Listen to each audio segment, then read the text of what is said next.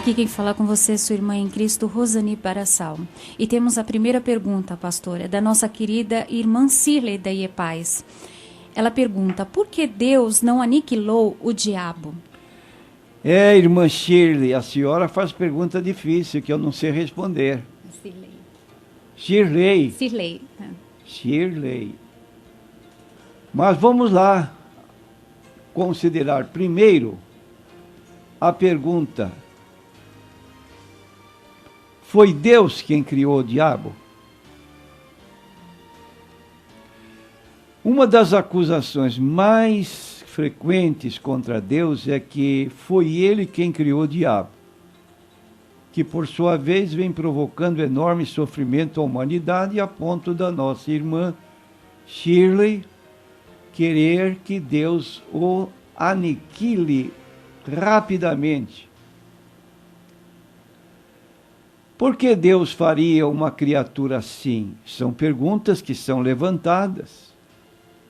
Por acaso a Bíblia diz que Deus criou o diabo? Você já leu isso na Bíblia? A nossa resposta é não. Deus não criou o diabo. O que a Bíblia diz realmente? Diz que antes da criação do homem e da terra, o universo inteiro vivia em harmonia com Deus. Ele havia criado anjos ou seres espirituais, e estes seres espirituais eram seres pessoais, ou seja, tinham personalidade. Não tinham corporeidade, mas tinham personalidade. Eram espíritos pessoais. O que é que distingue uma pessoa de um animal, por exemplo, irracional?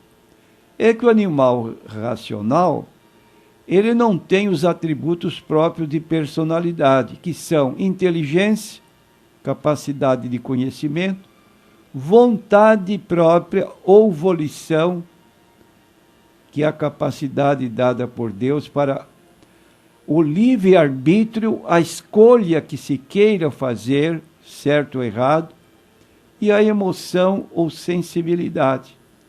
Ora, se Deus criou seres espirituais, dotados de livre-arbítrio, foi porque Ele quis dar a esses seres uma posição de optar por servi-lo espontaneamente. E um dos anjos criados na hierarquia de anjo de categoria, um querubim, chamava-se Lúcifer. E ele, Lúcifer, um dia resolveu romper aquele relacionamento harmonioso com Deus. Ele decidiu que queria ser como Deus. E a Bíblia, então, faz o seguinte comentário no capítulo 14, versículos 12 a 14 do livro de Isaías. Como caíste do céu, ó estrela da manhã, filha da alva? Como foste lançado por terra, tu que debilitavas as nações, e tu dizias no teu coração, eu subirei ao céu acima das estrelas de Deus, exaltarei o meu trono e no monte da congregação me assentarei, nas extremidades do norte subirei acima das alturas das nuvens e serei semelhante ao Altíssimo. Aí está uma colocação no livro de Isaías 14, 12 a 14, que se refere a este ser que as pessoas entendem que foi Deus que criou, e realmente o foi, porém, ele usando de sua liberdade de ser um anjo pessoal como todos os demais anjos, agiu contrariamente, insubmissamente a Deus, e aí foi jogado por terra.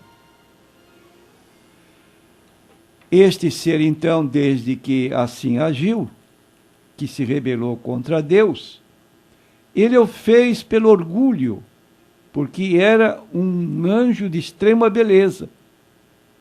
E o orgulho foi o pecado que levou Lúcifer a perder a sua posição e ser expulso do céu. Daí mudou o seu nome para Diabo, que significa sedutor, e também chamado de Satanás, que significa adversário. E quanto à existência desses seres, o apóstolo Paulo, na sua carta aos Efésios, no capítulo 6, ele recomenda aos cristãos que estavam nessa cidade de Éfeso a viverem vigilantes contra o que ele chama as astutas ciladas do diabo. No demais, irmãos meus, fortalecei-vos no Senhor e na força do seu poder, revestido de toda a armadura de Deus, para que possais estar firmes contra as astutas ciladas do diabo. Logo, o diabo é um ser angelical, pessoal, que prepara certas astúcias que levam pessoas a seguir a sua orientação. Porque não temos que lutar contra a carne e o sangue, mas sim contra os principados, contra as potestades, contra os príncipes das trevas deste século, contra as hostes espirituais da maldade nos lugares celestiais. Então hoje o diabo é o chefe, é o líder de um número avultado de seres que se tornaram demônios, espíritos malignos, espíritos imundos, que disputam a posse do corpo de pessoas a quem se dá o nome de pessoas possessas. Agora, a pergunta da nossa irmã, então, por que Deus não destruiu logo o diabo? Nós queremos dizer que nós temos que admitir que nós somos seres falíveis e seres limitados. E a Bíblia nos diz que Deus é infinito. E sendo infinito, nossos pensamentos, nossos caminhos não atingem a capacidade de poder penetrar nos altos desígnios de Deus e dizer por que não acabou com esse elemento mau logo que se rebelou. Então, de acordo com a Bíblia Sagrada, o plano eterno de Deus prevê uma condição final para o diabo quando ele não mais poderá atuar sobre a humanidade.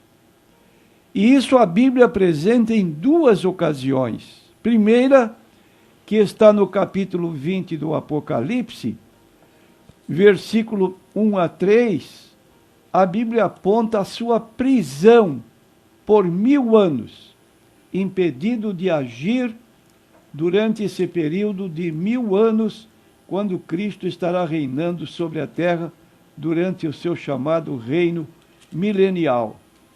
Eu vou ler: vi descer do céu um anjo que tinha a chave do abismo e uma grande cadeia na sua mão. Ele prendeu o dragão, a antiga serpente, que é o diabo e Satanás, e amarrou-o por 1000 anos, e lançou-o no abismo, e ali o encerrou, e pôs selo sobre ele, para que não mais engane as nações, até que os 1000 anos se acabem, e depois importa que seja solto por um pouco de tempo. Então aqui está sua prisão por 1000 anos, impedido de agir, de enganar as nações da terra. Será solto por um pouco de tempo e, por fim, definitivamente, ele vai ser lançado no lago de fogo para ser atormentado para todo sempre, sem mais fim. E o diabo que os enganava foi lançado no lago de fogo e enxofre, onde está a besta e o falso profeta, e de dia e de noite serão atormentados para todo sempre. Então eu quero dizer a você que pensa que Deus vai destruir o diabo, aniquilá-lo, que na verdade ele não vai ser aniquilado, bem que ele gostaria de ser, porque aniquilamento implica inconsciência. Inconsciência implica em falta de sentimento. Logo, uma pessoa que admite o aniquilamento, para ela o aniquilamento seria um descanso, seria até um galardão. Como acontece quando uma pessoa vai ser operada, ela se submete à anestesia, porque enquanto cortam o seu corpo, ela não tem consciência da dor. Do contrário, não daria para se operar ninguém. Então seria um descanso, mas Deus vai retê-lo por toda a eternidade neste lugar chamado Geena, ou lago de fogo. De modo que nós, humildemente, reconhecemos que não compreendemos todos os desígnios de Deus, porque os meus pensamentos não são os vossos pensamentos, nem os vossos caminhos, os meus caminhos, diz o Senhor, porque assim como o céu é mais alto do que a terra, assim são os meus caminhos mais altos do que os vossos caminhos, e os meus pensamentos mais altos do que os vossos pensamentos. O que a nossa irmã Shirley deseja é que este mal que perdura no mundo deve acabar. E nós concordamos, e a Bíblia declara. Capítulo 21 do Apocalipse, versículo 1 até o 4, vi um novo céu, uma nova terra, porque já o primeiro céu e a primeira terra passaram, e o mar já não existe, e eu, João, vi a santa cidade, a nova Jerusalém, que de Deus descia do céu adereçada como uma esposa ataviada para o seu marido. E ouvi uma grande voz do céu que dizia: Eis aqui o tabernáculo de Deus com os homens, pois com eles habitará, e eles serão o seu povo, e o mesmo Deus estará com eles e será o seu Deus. Agora escute bem, meu prezado ouvinte, o versículo 4 deste capítulo 21. E Deus limpará de seus olhos toda a lágrima. Por que choramos? Por que derramamos lágrimas? Por sofrimentos vários. Não haverá mais motivo para isso. Não haverá mais morte. Por que cemitérios? Não haverá mais cemitérios, porque não haverá mais morte. Nem pranto. Ninguém mais vai chorar. Nem clamor. E nem dor, porque já as primeiras coisas são passadas. E o que estava sentado sobre o trono disse: Eis que faço nova todas as coisas, e disse-me: Escreve, porque estas palavras são verdadeiras e fiéis. Apocalipse 21, versículo 1 a 5. Queremos uma mudança neste mundo carente de sofrimento, de violência? Esta aspiração é muito boa, é nobre. E não nos esqueçamos que Deus, dentro de seus planos, Ele já preparou tudo isso. E o plano eterno de Deus prevê o caos causado pelo diabo, pode ser usado para glorificar a Deus, como diz o Salmo 76, versículo 10. Na verdade, a cólera do homem redundará em teu louvor. Quem quiser uma prova disso, é só examinar o livro de Êxodo, quando Faraó endureceu seu coração contra Deus, sofreu 10 pragas e, por fim, teve que se render. E assim com a humanidade. Deus é glorificado e todo homem deve ter a humildade de reconhecer a soberania de Deus.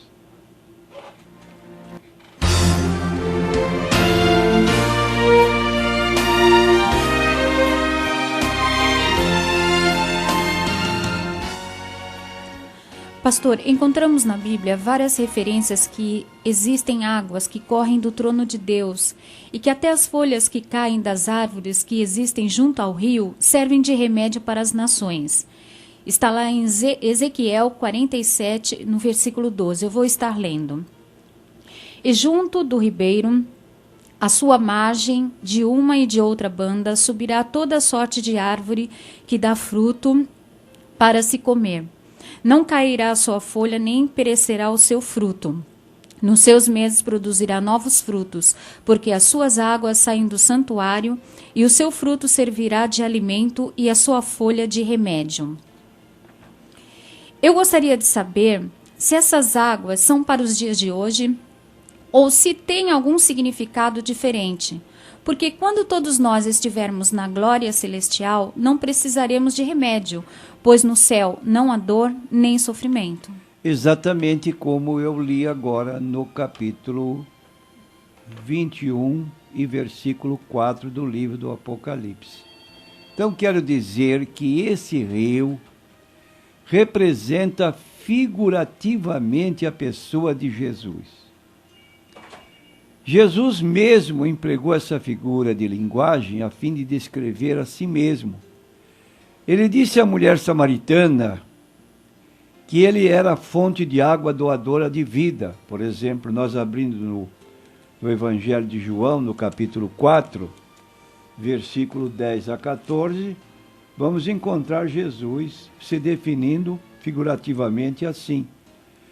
Jesus respondeu e disse-lhe: se tu conheceras o dom de Deus e quem é o que te diz dá-me de beber, tu lhe pedirias, e ele te daria água viva.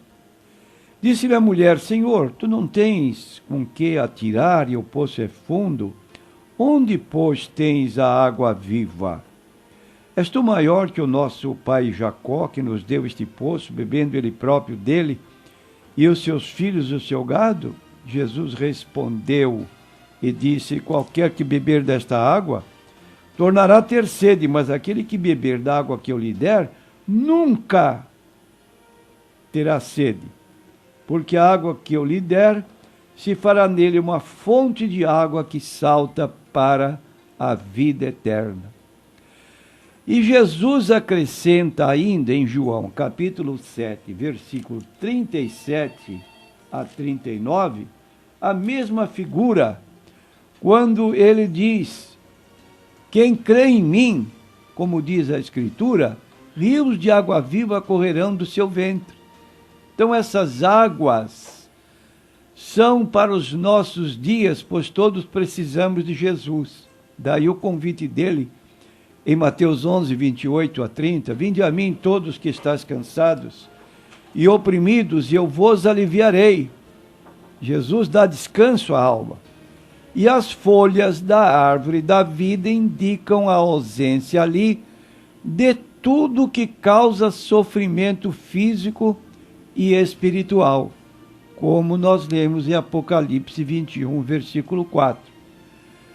Portanto, se trata de uma linguagem figurada e não uma linguagem literal.